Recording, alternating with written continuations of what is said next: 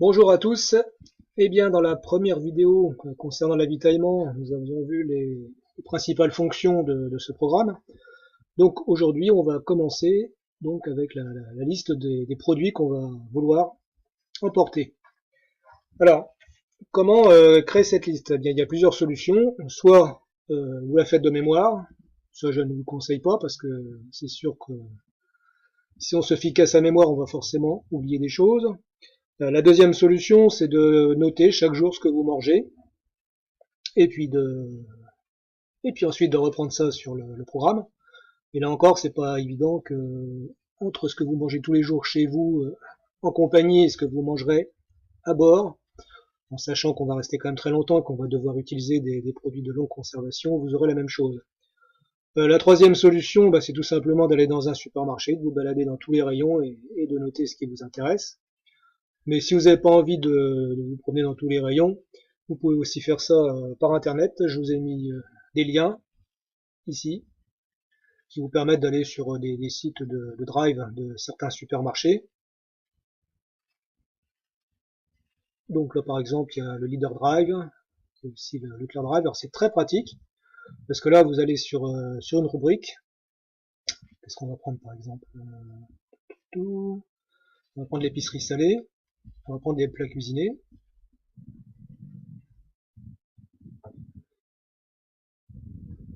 Donc là c'est pas compliqué, vous prenez la catégorie tous, et puis ensuite vous passez en revue tout ce qui est proposé là-dedans. Et ensuite vous repérez ce qui vous intéresse et vous le notez donc sur votre petite liste. Là vous êtes à peu près sûr de ne rien oublier. En plus ces sites, on le verra plus tard, ils sont très intéressants parce qu'ils donnent des informations sur chaque produit, notamment au niveau des calories, du poids, etc. Et ça nous servira plus tard dans la gestion générale de l'avitaillement. Donc on va revenir sur notre tableau. Donc là on va imaginer que vous avez fait votre petite liste, que vous avez complétée. Ensuite, à partir de cette liste, vous allez pouvoir donc commencer à faire vos menus.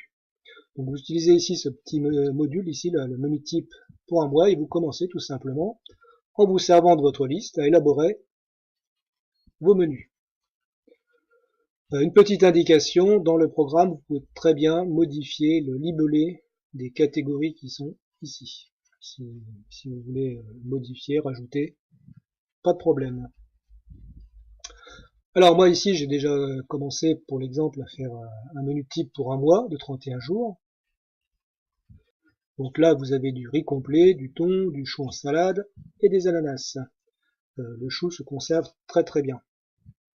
Alors, donc là, à partir du moment où vous avez choisi ici un menu, donc vous revenez dans votre tableau ici des produits, vous recherchez le menu en question, donc là le riz ça va être dans les légumes secs, donc on l'a ici, riz complet. Donc moi en général je fais du manger le midi et je mange le restant le soir, ce qui fait qu'avec ce riz je vais faire donc 2 repas. Je vais donc indiquer ici 2. Ensuite donc je mange du thon, donc ça c'est dans les plats principaux. Donc thon en boîte ici, pareil, je vais en manger le midi et le soir. Donc je marque 2 repas. Et ensuite en dessert, on a déjà le chou, donc le chou je vais le chercher dans les vivres frais, ici. Donc pareil, j'en mange midi et soir.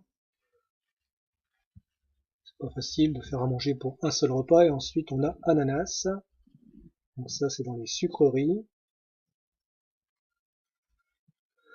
Alors ananas. Voilà, ananas en boîte. Donc pareil, je mets 2. Donc l'intérêt d'indiquer ici le nombre de repas que vous allez faire, c'est que ça va être automatiquement repris ici dans la feuille du programme lui-même. Vous voyez par exemple ici pour le riz. Ensuite ici pour l'ananas et pour les vivres frais, pour le céleri, ici. On verra à quoi ça sert quand on sera dans la vidéo d'utilisation de cette fenêtre. Donc revenons à notre liste des courses. Donc voilà, donc là j'ai fait ça pour le premier jour. Donc je vais certainement remanger un jour ou l'autre du riz quelque part. Donc si je me souviens bien, c'est par ici. Voilà, par exemple ici le 19e jour, je vais remanger du riz. Donc qu'est-ce que je vais faire? Eh ben je vais rechercher mon riz ici. Et comme je refais 2 repas supplémentaires, donc je vais indiquer 4. Si jamais au cours du mois, vous avez encore mis du riz, bah vous mettez 6, et ainsi de suite. Donc ce que je veux dire ici, c'est qu'il faut passer en revue chaque menu ici que vous avez conçu, et en fonction de ceci, donc vous indiquez ici le nombre de repas que vous allez faire pendant le mois.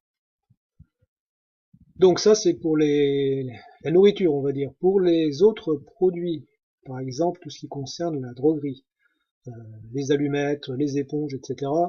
Donc là évidemment ça ne se mange pas, mais donc on va devoir l'utiliser. Donc là il va falloir évaluer vous-même, selon vos habitudes, ce que vous allez utiliser pendant un mois. Donc là c'est des mois de 31 jours, donc admettons que vous utilisiez, je ne sais pas moi, au niveau des allumettes, 5 allumettes par jour, vous multipliez par 31 et vous mettez donc le total ici. Donc ça vous fait 155 allumettes.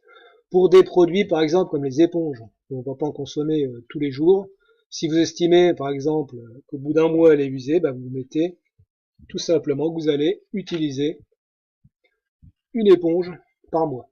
Et puis ainsi de suite pour les autres produits.